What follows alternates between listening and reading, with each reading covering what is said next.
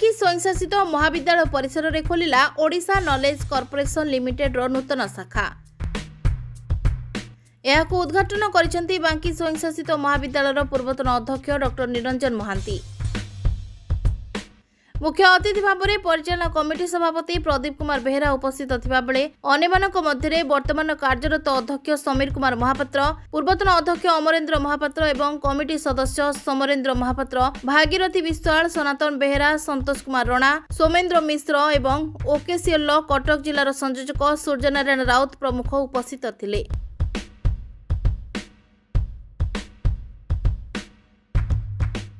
ओकेसीएल बांकी स्वयंशासित महाविद्यालय उभय मिलित आनुकूल्य ओकेसीएल स्टडी सेंटर बा नॉलेज सेंटर बांकी स्वयंशासित महाविद्यालय खोलागला।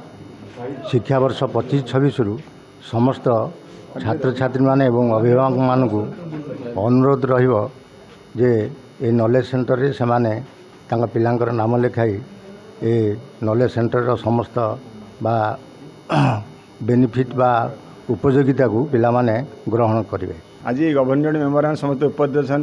आज प्रिंसिपाल उपस्थित अच्छा। ओकेसीएल को आम निश्चिंत भाव स्वागत करूँ कारण बांकी कॉलेज जो कर्मशाला से कर जो ओकेसीएल तरफ स्किल डेवलपमेंट करने कहते +2 टू आरंभ करके ग्रेजुएशन पर्यंत ग्रेजुएशन टू पोस्ट पे आसवे सेल्फ इंडिपेंडेंट हो पारे और ये पाठ पढ़ी कंप्यूटर जेकोसी कार्य करें। आज एआई जो डेवलपमेंट होती आकु बर्तमान आपण ओकेसीएल शिक्षा दूसरी फल मुझे आशा रखुची पिला माने समस्ते जिते पिला बांकी कॉलेज पढ़ुं समस्ते ओकेसीएल पाखे गोटे कोर्स करिया दरकार और कोर्स कले भविष्य निजक कम देव कर्मनियोजित योजना करें। खाली पाठ पढ़ी आम चाकरी पछरे गोड़ेल हेनी। ओकेसीएल जो कंप्यूटर ज्ञान दूसरी से ज्ञान नहीं से जेकोसी जगह बिजनेस करें, राजनीति करूँ, जेकोसी कार्य करूँ।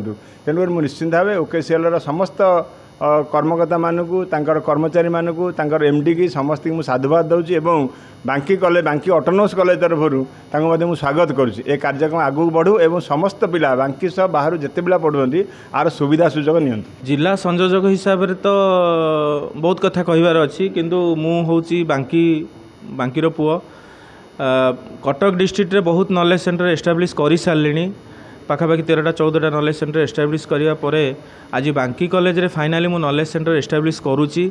ओकेसीएल सहित जो कोलाबोरेशन रे चली बांकी कॉलेज रो नॉलेज सेंटर एस्टाब्लिश हैला तामे बहुत खुशी हेबी एइथिबे कारण मो निज अंचल पिला माने स्किल्ड हेकि आम तांको जॉब दबू। आटलिस्ट गोटे ऑटोनोमस कॉलेज यहाँ हूँ गोटे प्रथम ऑटोनोमस कॉलेज ये अंचल जोटा कि नॉलेज सेंटर एस्टाब्लिश है कौन से ऑटोनोमस कॉलेज रे ही नथिला एटा प्रथम कि है कटक डिस्ट्रिक्ट रे। तो सेटा हूँ बड़ जिनस जो ऑटोनोमस कॉलेज रे जो पिला माने आजिका डेट रे एठी 5 वर्ष पाठ पढ़ी जाउछंदी नुआ एनईपी अनुसार एटा 6 वर्षिया कोर्स हम 6 वर्ष रे जो पिला पाठ पढ़ी जिबे से माने आटलिस्ट निजे स्किल्ड हवा दरकार, दक्ष हवा दरकार, ताहले जाकि से माने जॉब रे लागि परिबे। तो सेथिपाई ओकेसीएल तार समस्त प्रयास रखिची। ओकेसीएल बांकी कॉलेज पाई बहुत चेष्टा करिथिला सेतबेले से समय आमे बहुत चेष्टा कला परे भी हेई नथिला। ए जो निरंजन सार आमर प्रिंसिपाल अछंती जहाँ तांकरी तत्वावधानतारे आमे एमओयू साइन कलु, एमडी सार साइन कले कलापर आम जिते फाइनाल स्टेप रे पहुँचलु सार आज रिटायर्ड करूँ से बड़ जिनस सार रिटायर्ड दिन आम आटलिस्ट ये नॉलेज सेंटर एस्टाब्लिश कलु से आम बहुत गौरवर विषय। तेणुक आगक जदि बा जितेबले भी जहाँ दरकार है बांकी कॉलेज सदाबले आम सहित अच्छी। बांकी कॉलेज तो प्रिंसिपाल जी नुआ प्रिंसिपाल आसुँच सी तो आज भी सी आम सहित थिले आम गहन थिले। तो सी निजे कहिचंदी जे सबु पिला मानकु सी इंडिविजुअल प्रोत्साहन देबे जे तो कहिबे इनफॉरमेशन देबे जे तमे नॉलेज सेंटर रे स्किल हो आ जॉब रे लागो।